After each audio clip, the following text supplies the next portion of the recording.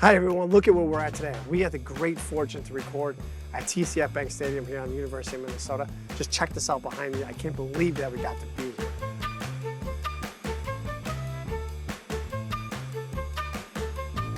Today, what we are going to talk about is segmenting. But before we get into it, I want you to think about everything you thought about this whole entire semester, everything you've learned. Everything we've done is to get a great understanding of who our customers are. And we're gonna use that today to segment our customers. So Henry Ford, who is the founder of Ford Motor Company, he had this saying, a customer can have any color of the car that they want as long as it comes in the color black. Basically what they're saying is, we don't care what you want, we're gonna make the product that we wanna make. You don't get to pick. But in today's crazy marketplace, if you act that way, you won't exist. You need to understand who your customers are, and then you need to make products that match their needs. And so what is segmenting? Segmenting means after you've collected all the data on your customers, you look through it and you see there are multiple groups of customers that are buying our products.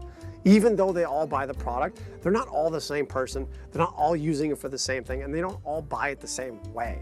What segmenting does is segmenting takes all the people that we've had buy our products, we separate them into groups of like-minded people, and then we can start to focus on them. In today's lesson, we're gonna talk about how segmenting is so important to not only you, but also your customers. It is always a win-win for both. By the end of today's class, you will be able to see the different segments that purchase your favorite brand. So for today's lesson, we're gonna focus on Raising Cane's. Everyone who goes to college loves Raising Cane's. It's one of the greatest phenomenons of restaurants that have kind of appeared in the last 15 to 20 years. But one of the things I want you to think about, and when we're talking about these segments, is that there are multiple ways we can segment customers, all the way from basic demographics to the other extreme of how they actually purchase the product, and then everything in between. So the first step that we're gonna get into here is how it's a win-win for the customers and the company. But even before we do that, I wanna make one super important comment. Segmenting your customers is never about taking advantage of them. It's never the goal to learn as much as you can so that we can exploit them. Marketing is never about exploiting. If you're not confident as a company that it's win-win, you don't do it. Because we all know that if you make a product that exploits your customers, they're gonna be pissed and they're gonna tell everyone and they're gonna put it on every message board on the internet and your company will fail.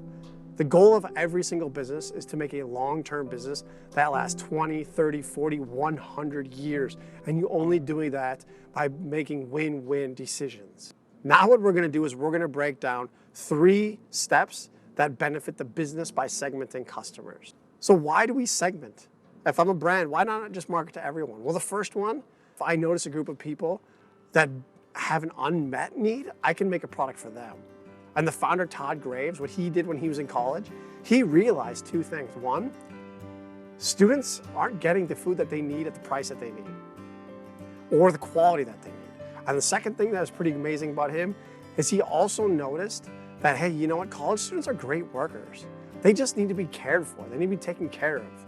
They need to be told that they're doing a good job, and they need to be put in good workplaces. And he did that. So his goal of making Raising Cane's was to meet 2 needs. Number 1, to fulfill the need of these college students so they had a good place to eat. And number 2, to give college students a great place to work.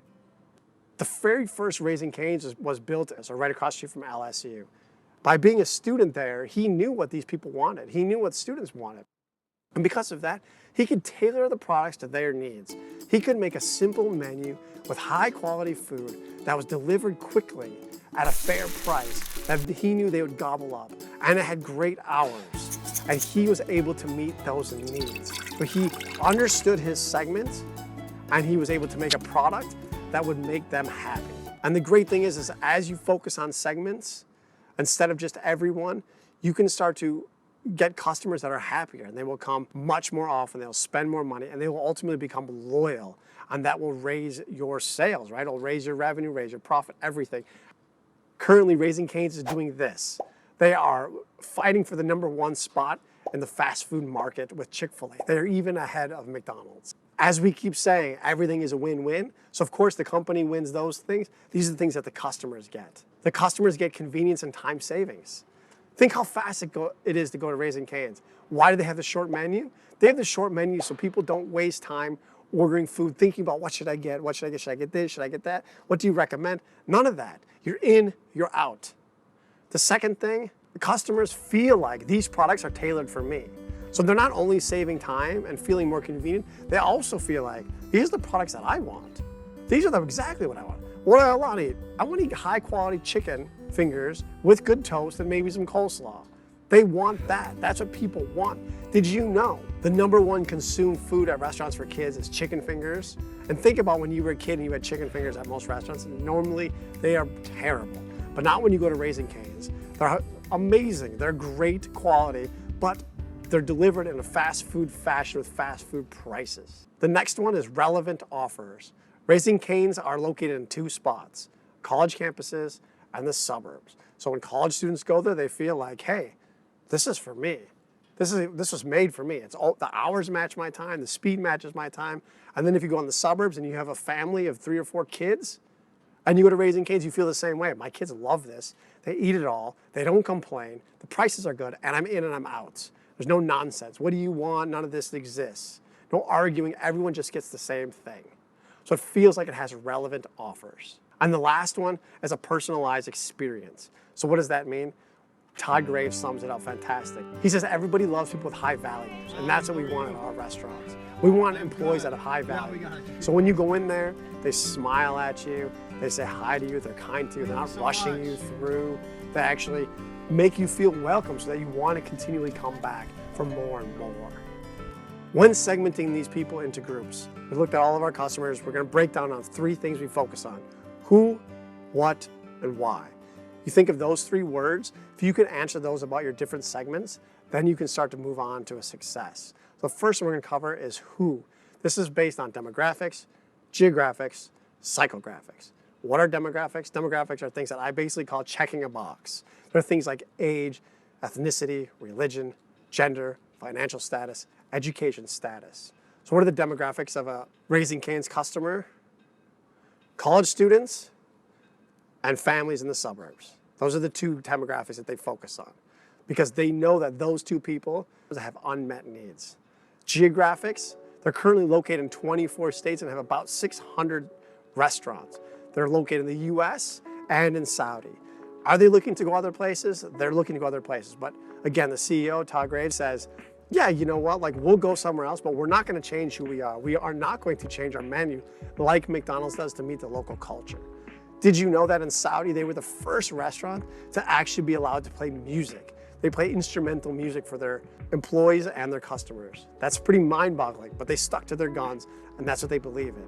And the psychographics are people who are busy and on the go. That's why college students love it, and that's why parents love it. Because both those groups of people are short of time, maybe even short of money, but they're looking for things that can give them energy, and they're gonna push them. One is usage.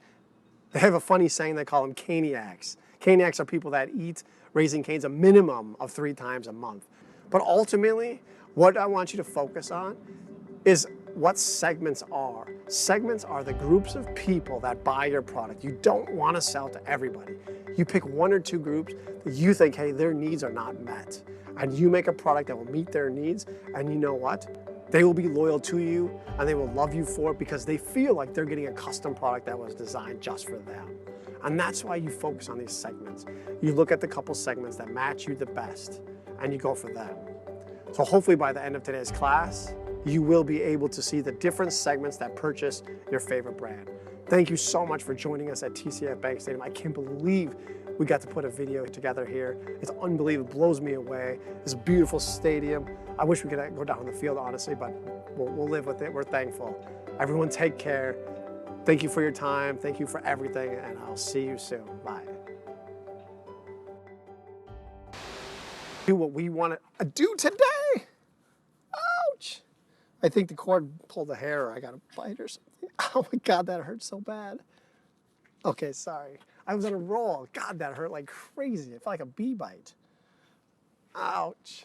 All right, where was I?